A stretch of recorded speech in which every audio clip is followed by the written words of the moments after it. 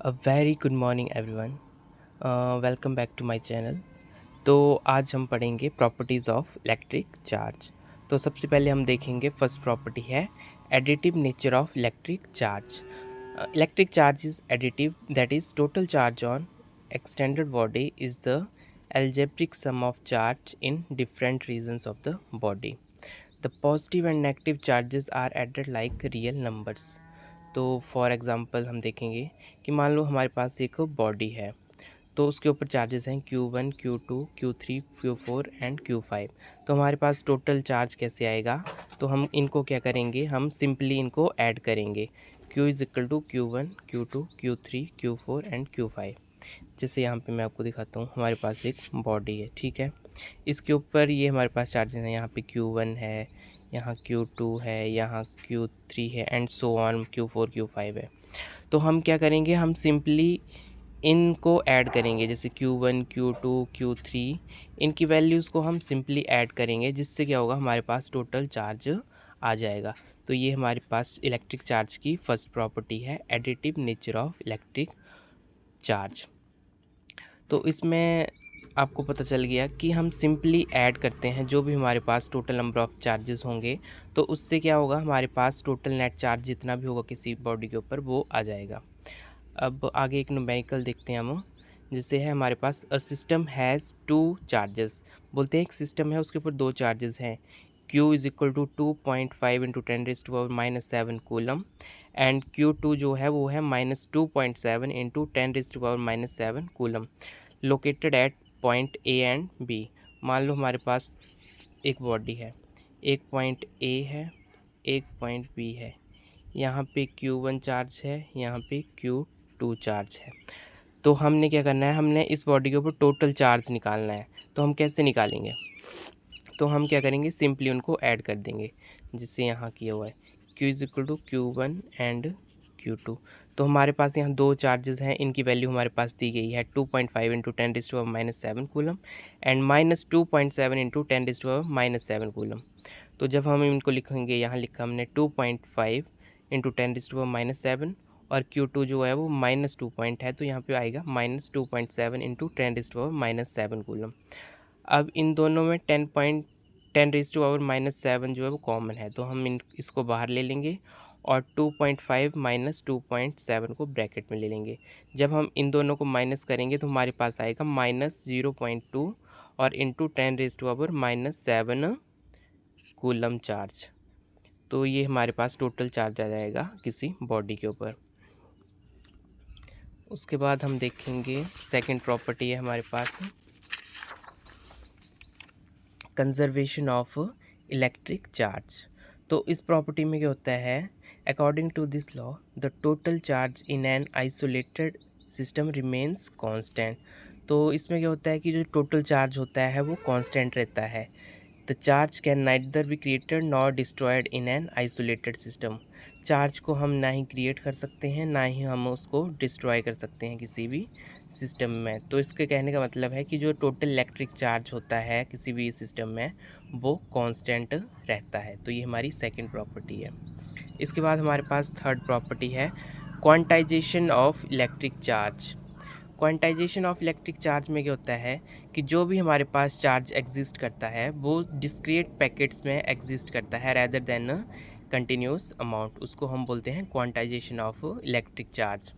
It is the property of electric charge that charge on an body is always integral multiple of smallest unit. Integral multiple का मतलब क्या है कि जो हमारे पास इलेक्ट्रॉन की वैल्यू होगी वो ऐसे होगी 0, 1, 2, 3, ऐसे नहीं होगा कि पॉइंट्स में आ जाएगी। मान लो 1.1, 2.2, ऐसे नहीं होगी। 0, 1, 2, 3 ऐसे होगी डिस्क्रीट पैकेट्स में rather then in a fractional form. तो इसकी चार्ज की वैल्यू निकालने के लिए हमारे पास एक फार्मूला होता है Q is equal to plus minus n e. N जो यहाँ पे कोई इंटीजर की वैल्यू होगी और ई जो है वो चार्ज होगा किसी इलेक्ट्रॉन के ऊपर, कितना चार्ज होता है, जो कि होता है 1.6 इंटू 10⁻⁻19 कूलम। तो ये वाली वैल्यू तो कांस्टेंट रहेगी हमारी, बस हमारे पास एन की वैल्यू चेंज होगी 0, 1, 2, 3 जो भी हमारे पास दी गई होगी। तो मान लो हमारे पास 0 इलेक्ट्रॉन है, तो 0 इंटू ई क्या आ जाए 0।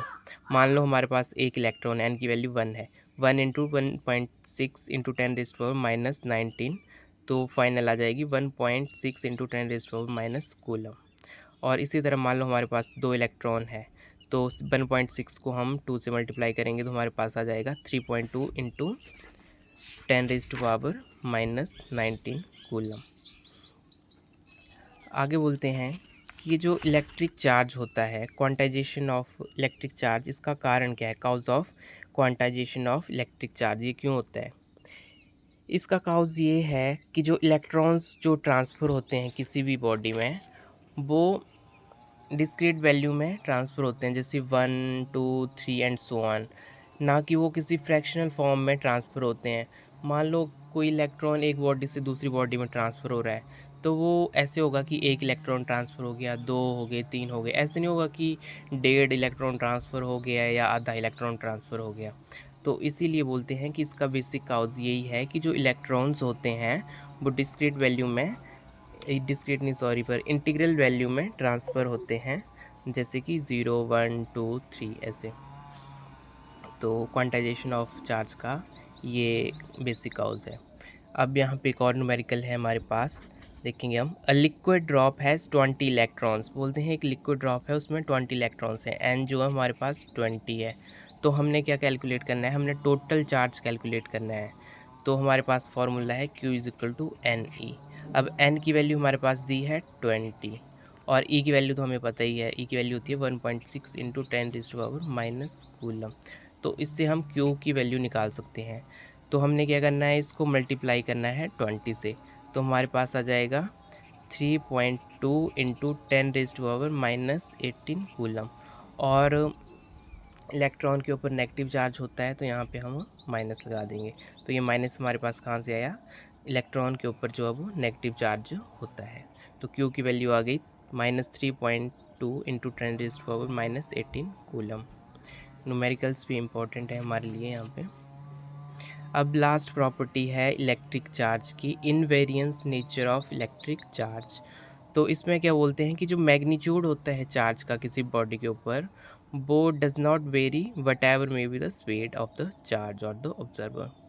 तो बोलते हैं कि जो मैग्नीट्यूड है चार्ज का वो चेंज नहीं होता है, what ever may be the speed, मतलब स्पीड के इंडिपेंडेंट होता है, स्पीड के ऊपर डिपेंड नहीं करता है। Charge on an object is independent of speed of the object. Speed चाहे कोई भी हो ऑब्जेक्ट की, चार्ज जो है वो सेम ही रहेगा। तो हमारे पास आता है charge at rest is equal to charge at motion. जो वैल्यू चार्ज की रेस्ट पे होगी वही चार्ज की वैल्यू मोशन में होगी। मतलब स्पीड का कोई भी डिपेंडेंस नहीं है चार्ज के ऊपर, तो स्पीड से इंडिपेंडेंट होता है charge. Q is equal to rest, Q at rest is equal to Q at motion. तो ये होता है invariance nature of electric charge. I hope आपको ये सारी प्रॉपर्टीज समझ आई होंगी। अगर आपकी कोई क्वेरी होगी तो then let me know in comment section, and thank you so much.